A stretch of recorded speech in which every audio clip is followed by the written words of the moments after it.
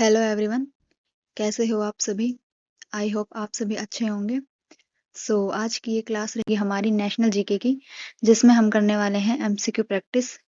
First questions, 1946 में गठित अंतरिम सरकार में भारत के पहले रक्षा मंत्री कौन बने थे। रक्षा मंत्री पूछा है क्वेश्चन में। और अंतरिम सरकार का गठन कब हुआ था? 2 सितंबर 1946। कब हुआ था? 1946 में। और पूछा है रक्षा मंत्री कौन थे अंतरिम सरकार में। तो कौन थे रक्षा मंत्री? इसका राइट आंसर हो जाएगा ऑप्शन ए, बलदेव सिंह। ये तो थे रक्षा मंत्री। बात करें जगजीवन राम, जो ऑप्शन बी दे रखा है, ये क्या थे? ये थे श्रम मंत्री, श्रम एवं रोजगार। लियाकत अली खान थे वित्त मंत्री अंतरिम सरकार में। और जॉन मथाई थे उद्योग मंत्री, उद्योग व आपूर्ति मंत्री आप कह सकते हो। तो ये था फर्स्ट क्वेश्चन, इसका राइट आंसर हो जाएगा option A. Next question, question number second. Question number second में क्या कहा है? किस महासागर को अंध महासागर, डार्क अटलांटिक ओशन के नाम से भी जाना जाता है और जिसका आकार कैसा है? अंग्रेजी के एस अक्षर जैसा है, एस शेप का है। तो कौन सा हो जाएगा वो महासागर पूछा है? ऑप्शंस पढ़ो। प्रशांत महासागर, अटलांटिक महासागर, हिंद महासागर और आर्कटिक महासागर। बताओ क्या होगा इसका right answer? Option B, Atlantic महासागर। कैसा है ये? एस अक्षर जैसा है। और अंध महासागर भी इसको कहा जाता है। किसको? अटलांटिक को। और दूसरा सबसे बड़ा महासागर है ये अटलांटिक। और इसके बारे में देखें तो एस, हाँ, एस अक्षर का कैसे है ये? क्यों? क्योंकि प्लेट टेक्टोनिक्स की वजह से ऐसा है ये। क्वेश्चन नंबर थर्ड ये रहा। क्वेश्चन नंबर थर्ड में क्या पूछा है? राष्ट्रीय विकास परिषद यानी कि नेशनल डेवलपमेंट काउंसिल एनडीसी की स्थापना किस वर्ष की गई थी, जो पंचवर्षीय योजनाओं को अंतिम स्वीकृति देती थी? यानी कि राष्ट्रीय विकास परिषद का गठन कब हुआ था, ये पूछा है आपसे। इसकी स्थापना कब होती है? 50 में, 51 में, 52 में या 55 में? बताओ कब हुई थी इसकी स्थापना और कौन कौन आता है इसमें। 1952 में इसको स्थापित किया जाता है। कब? 6 अगस्त 1952 को इसका स्थापना वर्ष है। और इसका अध्यक्ष होता है पीएम, देश के प्रधानमंत्री। और फिर कुछ सदस्य कौन होंगे इसमें? कुछ सदस्य भी होंगे, सदस्यों में आ जाएंगे अलग अलग स्टेट के सीएम। यानी प्रधानमंत्री से और जो अलग अलग स्टेट के सीएम है उनसे मिलकर बनती है ये राष्ट्रीय विकास परिषद, जिसका गठन होता है 6 अगस्त 1952 में। आई होप आपको समझ में आया होगा। नेक्स्ट है क्वेश्चन नंबर 4। जैन धर्म के 23वें तीर्थकर भगवान पार्श्वनाथ का प्रतीक चिन्ह पूछा है यहाँ पे, यानी सिंबल उनका। और 23वें तीर्थकर कौन? पार्श्वनाथ। सिंह, वृषभ, बैल, सांप या हाथी? बताओ क्या था भगवान पार्श्वनाथ का प्रतीक चिन्ह? तो इसका राइट आंसर हो जाएगा ऑप्शन सी, सांप। देखो ऑप्शन ए में सिंह दे रखा है, वो किसका था? वो महावीर स्वामी जी का था। जो क्या थे? महावीर स्वामी क्या थे? जैन धर्म के 24वें तीर्थकर के रूप में जाने जाते थे। वृषभ और बैल, ये था पहले तीर्थकर ऋषभ देव का प्रतीक चिन्ह। ऋषभ देव का प्रतीक चिन्ह था ये। ठीक है, इसका हो जाएगा सी राइट आंसर, यानी कि सांप। वो था भगवान पार्श्वनाथ का। Question number fifth. Question number fifth में क्या पूछा है? भारतीय संविधान के किस अनुच्छेद में यह कहा गया कि भारत का एक महान्यायवादी यानी अटॉर्नी जनरल होगा? ये किस आर्टिकल में है, आपने ये बताना है कि कौन से आर्टिकल में ये मेंशन है अटॉर्नी जनरल होगा। 72 में, 76 में, 148 आर्टिकल में या 280 में? बताओ इसका क्या होगा राइट आंसर। तो आर्टिकल 76 में ऐसा लिखा गया है कि भारत के लिए एक महान्यायवादी यानी अटॉर्नी जनरल होगा। और ये क्या है? मतलब सर्वोच्च कानून अधिकारी भी आप इसको कह सकते हो। अटॉर्नी जनरल को सर्वोच्च विधि अधिकारी है ये देश में, अटॉर्नी जनरल। और इनकी नियुक्ति कौन करता है? राष्ट्रपति इनको नियुक्त करता है। अपॉइंटमेंट इनका कौन करेगा? राष्ट्रपति। और बात करें तो अटॉर्नी जनरल के बारे में, तो ये संसद की बैठक में भाग तो ले सकते हैं, किंतु वोटिंग ये नहीं, उसमें वोट नहीं डाल सकते। संसद की बैठक में भाग ले सकते हैं किंतु वोटिंग नहीं कर सकते। तो ये सब था अटॉर्नी जनरल के बारे में। ये सारे फैक्ट्स आपको ध्यान रखने हैं, आर्टिकल 76 में आते हैं ये। क्वेश्चन नंबर 6 ये रहा। क्वेश्चन नंबर 6 में क्या पूछा है? पढ़ो कि क्वेश्चन में है दक्षिण भारत की सबसे ऊंची चोटी कौन सी है जो अन्नामलाई पहाड़ी पर स्थित है? पूछा क्या है? दक्षिण भारत की सबसे ऊंची चोटी पहुंची है जो है अन्नामलाई पहाड़ी पर। डोडा बेटा, अन्नामुड़ी, महेंद्रगिरी, गुरु शिखर। ये सारे ऑप्शंस थे। बताओ क्या होगा इसका राइट आंसर। अन्नामलाई पहाड़ी पर स्थित है अन्नायमुड़ी, जो है केरल में। और इसकी हाइट कितनी है? 2695 मीटर की ऊंचाई पर है ये चोटी। कहाँ पे स्थित है? केरल में। और डोडा बेटा देखो, ये है नीलगिरी की सबसे ऊंची चोटी। नीलगिरी की सबसे ऊंची चोटी का क्या नाम है? डोडा बेटा। ये था डोडा बेटा। और गुरु शिखर किसकी हो जाएगी सबसे ऊंची पीक? अरावली की हाईएस्ट पीक है गुरु शिखर, जो माउंट आबू के पास है, जिसकी हाइट है 1722 मीटर की ऊंचाई पर है ये Guru Shikhar. Next question, question number 7 ये रहा। निम्नलिखित में से किसे भारतीय पुनर्जागरण का जनक यानी फादर ऑफ इंडियन रेनेसेंस कहा जाता है? भारतीय पुनर्जागरण का जनक स्वामी विवेकानंद, राजा राम मोहन राय, दयानंद सरस्वती, ईश्वर चंद्र विद्यासागर। तो बताइए क्या होगा? ये तो आप सभी को पता ही होगा, है ना। चलो, इसका हो जाएगा ऑप्शन बी, राजा राम मोहन राय, जो ब्रह्म समाज की स्थापना करते हैं 1828 में। किसकी स्थापना करते हैं? ब्रह्म समाज की स्थापना किसने की? राजा राम मोहन रॉय ने 1828 में। और इन्होंने क्या किया? सती प्रथा का, लिखो, सती प्रथा का उन्मूलन, यानी कि सती प्रथा को इन्होंने खत्म किया। इसी वजह से क्या कहते हैं इनको? भारतीय पुनर्जागरण का पिता। किस नदी को बिहार का शोक कहा जाता है, जो अपना रास्ता बदलने के लिए कुख्यात है? देखो, कुख्यात और विख्यात। कुख्यात का मतलब बुरे कामों के लिए जाना, जाने जाना, और विख्यात अच्छे कामों के लिए। तो यहाँ कुख्यात कोसी नदी हो जाएगी वो बिहार का शोक। ये बाढ़ का कारण बनती है। नेपाल से तो ये एंटर करेगी भारत में, नेपाल से एंटर करने के बाद ये आती है बिहार में, जहाँ पे ये बनती है बिहार में बाढ़ का कारण, इसी वजह से इसको शोक कहते हैं। ये तो थी बिहार की बात, कोसी नदी की। अगर आपसे पूछ लिया जाए कि बंगाल का शोक किस नदी को कहते हैं, तो क्या होगा आपका आंसर? बताओ। इन्हीं चार ऑप्शन में से है, तो वो हो जाएगा दामोदर नदी, जिसको किसका शोक कहते हैं? बंगाल का। बंगाल का हो जाएगा ये, ठीक है। ये दोनों क्वेश्चन आपने ध्यान रखने हैं, बिहार का शोक और बंगाल का। ये था क्वेश्चन नंबर 8। इसका राइट आंसर हो जाएगा ऑप्शन बी, कोसी नदी। नेक्स्ट देखते हैं क्वेश्चन नंबर 9। क्वेश्चन नंबर 9 में क्या पूछा है? प्रसिद्ध हॉर्नबिल महोत्सव, हॉर्नबिल फेस्टिवल, भारत के किस उत्तर पूर्वी राज्य में हर साल दिसंबर के महीने में मनाया जाता है? देखो, क्वेश्चन बहुत इंपॉर्टेंट है, ये पीवाईक्यू है, रिपीटेड क्वेश्चन है बहुत ज्यादा। हॉर्नबिल फेस्टिवल, जिसको फेस्टिवल्स ऑफ फेस्टिवल, त्योहारों का त्योहार कहते हैं, ये नागालैंड में मनाया जाता है दिसंबर में। 1 से 10 दिसंबर के बीच में ये हर साल मनाया जाता है। 1 से 10 दिसंबर, ये आप याद रखेंगे, एसएससी के एग्जाम्स में पीवाईक्यू है ये। और इसको कौन करता है? नागा जनजाति इसको करेगी, नागा जनजाति इसको परफॉर्म करती है। 1 से 10 दिसंबर को मनाया जाता है। ये था हॉर्नबिल। अच्छा, और आप मुझे बताओ ऑप्शंस में से मेघालय का फेस्टिवल बताओ एक। मेघालय का कौन सा फेस्टिवल है?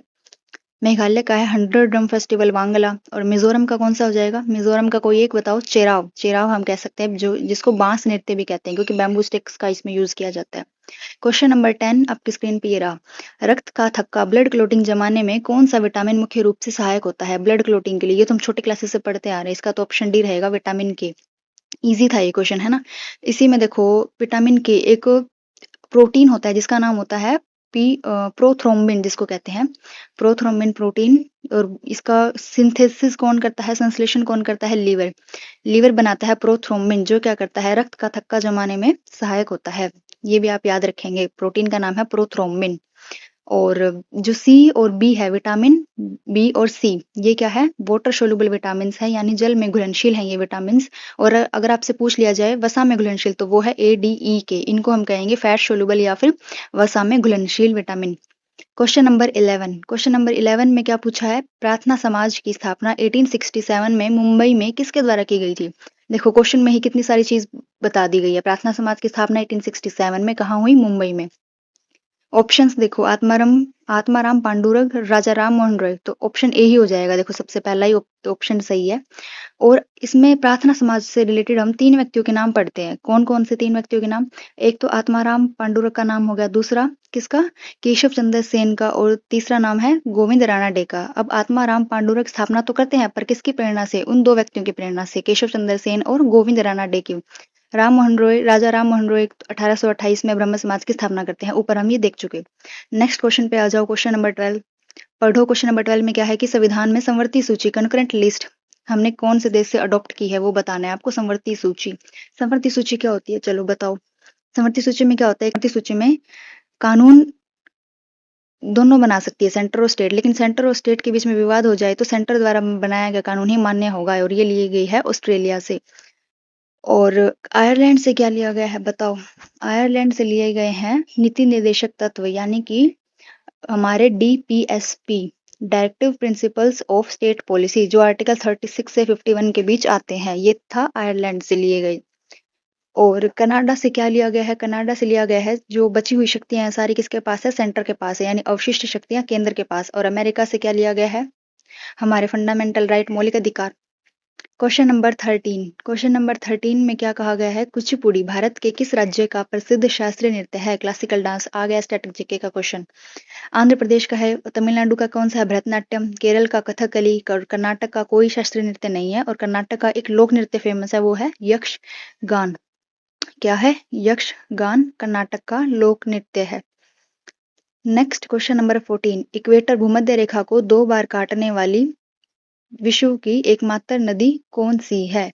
किसको काटने वाली? भूमध्य रेखा को। जैसे ये हमारी पृथ्वी, इसको बराबर 2 भागों में बांटती है, 0 डिग्री अक्षांश, उसको कहते हैं विषुवत रेखा या भूमध्य रेखा, और ऊपर 23.5 डिग्री उत्तरी अक्षांश में है कर्क रेखा, और नीचे है 23.5 डिग्री साउथ में मकर रेखा। अब पूछा है भूमध्य रेखा को 2 बार काटने वाली, पूछा है ना, तो इसका राइट आंसर क्या हो जाएगा? ऑप्शन ए, कांगो जायरे नदी। इसका हो जाएगा कांगो नदी, जो भूमध्य रेखा को 2 बार काटती है। ये थी भूमध्य रेखा के बाद। अगर आपसे पूछ लिया जाए मकर रेखा को 2 बार काटने वाली नदी विश्व की ऐसी कौन सी है? मकर रेखा को काटने वाली, फिर हो जाएगा लिम्पोपो नदी, इसका आंसर हो जाएगा फिर। ये थी विश्व की बात। अगर भारत में देखें हम, भारत में भी कर्क रेखा 8 राज्यों से होकर गुजरती है। कौन सी? कर्क रेखा की हम बात कर रहे हैं, ना कि मकर की। कर्क रेखा 8 राज्यों से गुजरती है, ये हम पढ़ चुके हैं। लेकिन कर्क रेखा को 2 बार कौन सी नदी काटती है? तो वो हो जाएगी माही नदी। ये भारत की बात थी। ये था क्वेश्चन नंबर 14। नेक्स्ट हम देखते हैं क्वेश्चन नंबर 15। क्वेश्चन नंबर 15 में क्या है? किस वर्ष महात्मा गांधी ने दक्षिण अफ्रीका से भारत स्थायी रूप से वापसी की थी, जिसकी याद में प्रवासी भारतीय दिवस मनाया जाता है? 1915 में गांधी जी लौटे थे भारत में। कब? 9 जनवरी 1915 को। इसीलिए 9 जनवरी को हम मनाते हैं प्रवासी भारतीय दिवस। ये तो सभी को पता ही होगा। इजी क्वेश्चन आ गया बीच में। क्वेश्चन नंबर 16, प्रसिद्ध लोकतक झील जहां विश्व का एकमात्र तैरता हुआ राष्ट्रीय उद्यान केबुल लामजाओ स्थित है, कहाँ पे है? किस राज्य में है? ये बताना है आपको। केबुल लामजाओ और लोकतक झील कहाँ है ये? ये है ऑप्शन बी, मणिपुर में। कहाँ पे है? मणिपुर में है केबुल लामजाओ। और लोकतक झील की बात करें तो ये मीठे पानी की झील है, पूर्वोत्तर भारत की। लिखो, पूर्वोत्तर भारत की सबसे बड़ी मीठे पानी की झील। यहाँ देखो पूर्वोत्तर भारत की बात हो रही है, ना कि कंप्लीट पूरे भारत की। पूरे भारत का अगर आपसे पूछा जाए मीठे पानी की झील, तो वो हो जाएगी हमारी वुलर झील, जो कहाँ पे है? जो जम्मू कश्मीर में है। झेलम नदी का पानी इसमें आता है। तो इसका हो जाएगा मणिपुर राइट आंसर। और तैरता हुआ जो द्वीप होते हैं अलग अलग वहां पे, तो उसको क्या, जो संरचना है उसको बोला जाता है फुमड़ी। ऊपर से दिखते हैं तैरते हुए द्वीप, ये पत्ते जैसे दिखते हैं ऊपर से, तो फुमड़ी हो जाएगा उसका राइट आंसर। आरबीआई का राष्ट्रीयकरण किस वर्ष किया गया था? आरबीआई 1935 में, 47 में, 49 में या 50 में? बताओ। ये क्वेश्चन तो बताना ही है, साथ में देख लेते हैं इस आरबीआई की स्थापना कब हुई थी, और स्थापना और उसका हेडक्वार्टर का, आरबीआई का हेडक्वार्टर अब कहाँ है, और बताओ आप वर्तमान में आरबीआई के, लिखो वर्तमान में आरबीआई के गवर्नर कौन है? ये 3 क्वेश्चन। आरबीआई की स्थापना होती है 1 अप्रैल 1935। 1 अप्रैल 1935 आप याद रखेंगे। और हेडक्वार्टर है इसका, अब इसका तो 1949 हो जाएगा राष्ट्रीयकरण, और हेडक्वार्टर कोलकाता था पहले, और मुंबई में 1937 में क्या हो गया? शिफ्ट हो गया। वर्तमान गवर्नर कौन है ये आप बताएंगे कमेंट में। नेक्स्ट क्वेश्चन देखो, आरबीआई के बारे में और कुछ देखना चाहे तो मौद्रिक नीति जारी करता है, ये तो पता ही है आपको, बैंकों का बैंक है, रुपया। हाँ, ये तो सब पता ही होगा आपको। आगे देखो क्वेश्चन नंबर 18। क्वेश्चन नंबर 18, इंकलाब जिंदाबाद का नारा सबसे पहले किसने लिखा, रचना की थी? लिखा, क्वेश्चन ध्यान से पढ़ो, लिखा बोला है, और किसने रचना की थी? तो भगत सिंह करेंगे सभी बच्चे, जो कि हो जाएगा गलत। क्यों? क्योंकि इसने पूछा लिखी थी, किसने लिखा था या रचना की, तो इसका राइट आंसर हो जाएगा हजरत मोहानी। हजरत मोहानी ने इसकी रचना की। लेकिन भगत सिंह ने क्या किया, इसको प्रचलित किया, एक तरह से फेमस आप कह सकते हो, यूज में लाया। भगत सिंह ने कब इनको ज्यादा प्रचलित किया इस नारे को? जब भगत सिंह मिलके बटुकेश्वर दत्त के साथ उन्होंने दिल्ली में असेंबली में बम फेंका था, तो उस टाइम पे उन्होंने इसका प्रचलन में उसको लाया या फिर यूज किया। तो हजरत मोहानी यहाँ पे राइट आंसर हो जाएगा, किसने लिखा है, रचना की। और भगत सिंह का हम वैसे ही रट्टा मार के बैठे हुए हैं पहले से। क्वेश्चन नंबर 19, भारत की सबसे पुरानी पर्वत श्रृंखला माउंटेन रेंज कौन सी है? हिमालय, अरावली, सतपुड़ा, पश्चिमी घाट? कौन सी है बताओ? तो वो हो जाएगा ऑप्शन बी, अरावली यहाँ पे सही हो जाएगा। सबसे पुरानी पर्वत श्रृंखला पूछी है अरावली। अरावली के बारे में चलो देखते हैं। अरावली की बात करें तो ओल्डेस्ट है, ये तो क्वेश्चन में ही आ गया। और अरावली कहाँ है, कौन सी दिशा में है? उत्तर पश्चिम में भारत के है। जैसे देखो भारत में पूर्व, पश्चिम, उत्तर, दक्षिण। तो उत्तर पश्चिम में ये वाला रीजन क्या करती है, ये कवर करती है। और कौन कौन से राज्य आ जाएंगे यहाँ पे, पहले दिल्ली से शुरू होके, दिल्ली के रायसीना हिल्स से शुरू होके, उसके बाद दिल्ली के बाद कौन, दिल्ली के बाद हरियाणा, हरियाणा के बाद राजस्थान, राजस्थान के बाद गुजरात। तो ये 4 जगहों से ये यहाँ फैली हुई है। और राजस्थान में ये 80% इसका एरिया ये कवर करती है। 80% कहाँ पे है, अकेले राजस्थान में है इसका। और अभी कुछ टाइम पहले आपने देखा भी होगा, सेव अरावली नाम से कैंपेन चलाए जा रहे थे राजस्थान में, वो यही था, क्योंकि 80% अकेला कहाँ है, राजस्थान में हिस्सा है। ठीक है, तो अरावली के बारे में ये था। और अरावली से नदी निकलती है, लूनी नदी निकलती है एक, और दूसरी नदी निकलती है बनास। लूनी हो गई, बनास हो गई, और एक और है, क्या नाम है, साबरमती। हाँ, साबरमती हो जाएगी तीसरी नदी। तो ये लूनी, बनास, साबरमती, ये आप याद रखेंगे नदियां जो अरावली से निकलती है। ठीक है, ये था क्वेश्चन नंबर 19 का, बी यहाँ पे राइट हो जाएगा। क्वेश्चन नंबर 20 और हमारा लास्ट क्वेश्चन आज का। क्वेश्चन नंबर 20 है, स्वतंत्र भारत के पहले गवर्नर जनरल कौन थे। इस क्वेश्चन में भी बच्चों को काफी कंफ्यूजन रहता है। ऑप्शन ए में और ऑप्शन बी में सभी कंफ्यूज होंगे, माउंटबेटन में और सी राजगोपालाचारी में। क्वेश्चन में देखो क्या पूछा है, पहले गवर्नर जनरल पूछा है सिर्फ। क्या पूछा है, स्वतंत्र भारत के पहले गवर्नर जनरल। तो लॉर्ड माउंटबेटन इसका सही हो जाएगा। अगर पूछा जाता पहले भारतीय गवर्नर जनरल कौन थे, तब क्या हो जाता, तब इसका आंसर हो जाता सी राजगोपालाचारी। अब ये नाम हमने पहले सुना हुआ है, सी राजगोपालाचारी। कहाँ पढ़ा है हमने ये चक्रवर्ती राजगोपालाचारी के बारे में, हमने पढ़ा है। इनको भारत रत्न भी मिल चुका है 1954 में। भारत रत्न से सम्मानित हैं ये। भारत रत्न से सम्मानित 3 व्यक्ति थे 1954 में, उनमें से ये एक थे। तो ये था चक्रवर्ती राजगोपालाचारी के बारे में, इसका था ऑप्शन ए सही था।